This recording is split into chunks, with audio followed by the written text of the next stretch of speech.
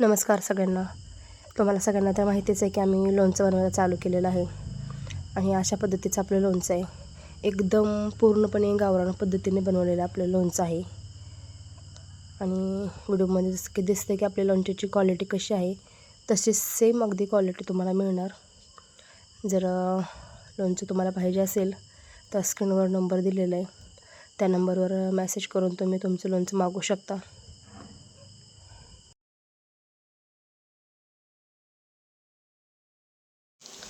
नमस्कार सगळ्यांना, शुभ सकाळ.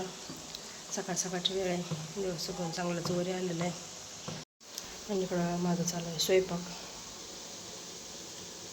वांग्याची पातळ भाजी टाकली आणि इकडल्या गॅसवर गवारीची शेंग टाकली. मीठ टाकलं त्यामुळे भरपूर पाणी सुटलं शेंगाला.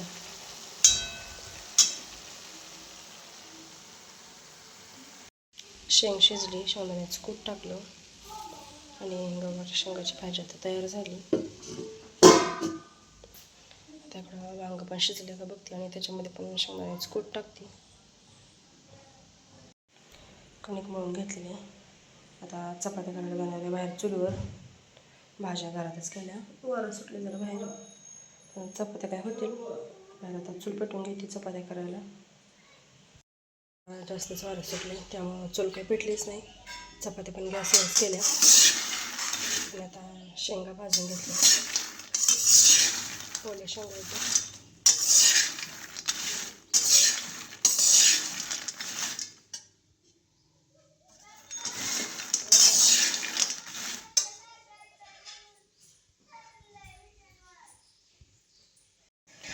स्वयंपाक झाला सगळं करून. आता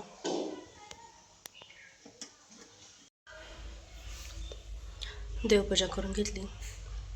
देवासमोरची एकदम छोटीशी रांगोळी काढली, देवाला नैवेद्य ठेवलं. आता करायची जेवण झाली सगळ्यांची. भांडी भरून बाहेर आणली ती घासायला. आणि इकडं भरपूर आंबा उतरलाय झाडाचा. लोणच्यासाठी फोडायचे आंबा आज पाण्यात टाकलाय.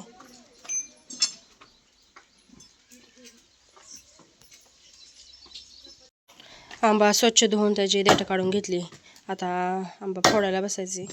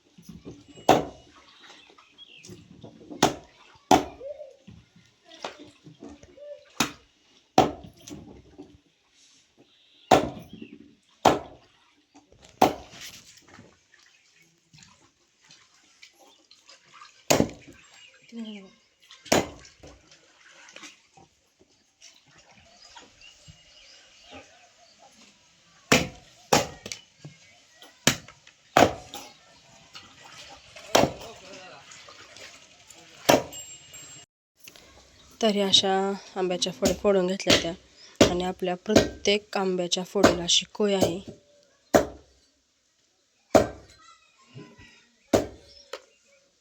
ह्याच्यामध्ये जे काचूळ असतो ते काढून घेतलंय. आता या फोडी उन्हात सुकायला घालायच्या. सकाळपासून भरपूर आंबा फोडून तसं सुकायला पण टाकलंय. चांगल्या सुकत आले ते फोडी. 6 वाजले ते आता आणि वारं सुटले भरपूर. दुपारी आबाळ आलं तर भरपूर, आबाळ काही गेलं पण आता चांगलंच वारं सुटले. आणि माझ्या वारं सुटायच्या आधी चपात्या करून झाल्या त्या.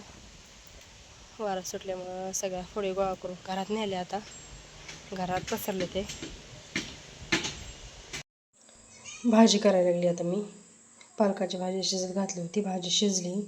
थोडंसं पीठ टाकून ज्वारीचं हटून घेतली भाजी. आणि इकडं भाजीसाठी खलबत्त्यामध्ये हिरवी मिरची आणि लसूण बारीक करून घेतलं आहे.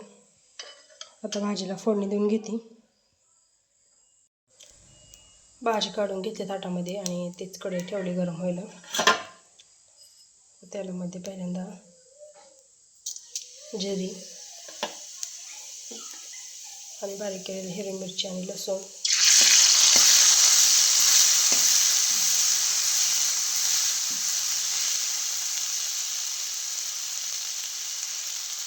हळद,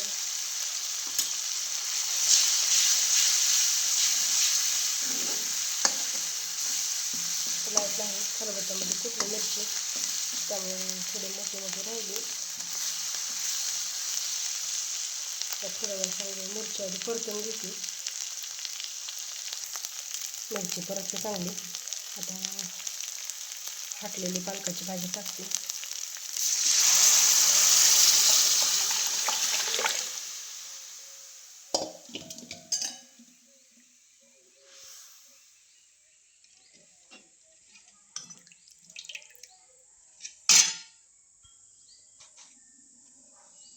चवीनुसार मीठ.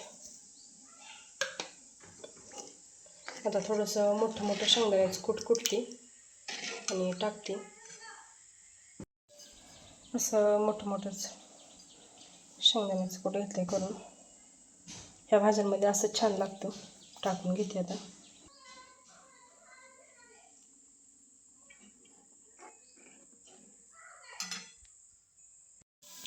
भाजी करून झाली.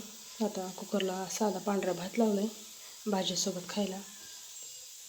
स्वयंपाक झाला सगळा करून. दिवस मावळा, अंधार पडायला लागले हळूहळू. आता देव लावून घेतला. आता मी माझ्यावरून गावाला निघाले. माझ्या ज्या बहिणीचं लग्न झाले त्याचाच आज 16व्याचा कार्यक्रम आहे. तिकडे निघाले मी. भाऊ आला मला घ्यायला. लवळमध्ये गाडी येऊन थांबलेली आहे. तिथनं गाडीतच जाणार आहे.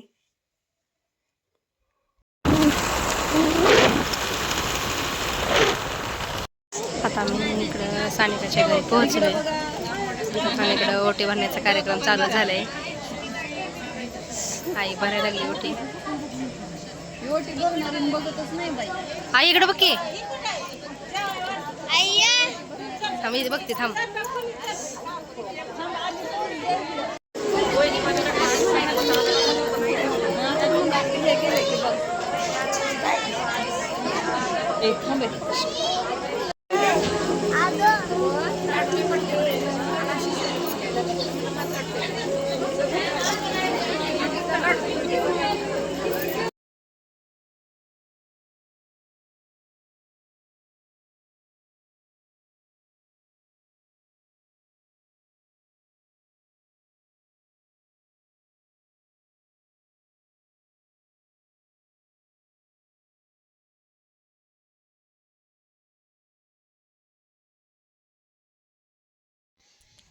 चला आता मी पण औक्षण करून ओटी भरून घेते. भरपूर बायका आहेत आणि गर्दी पण भरपूर झालेली आहे बायकांची ओटी भरायला. हळूहळू एक एक करून सगळ्या उठायला लागलेत आता.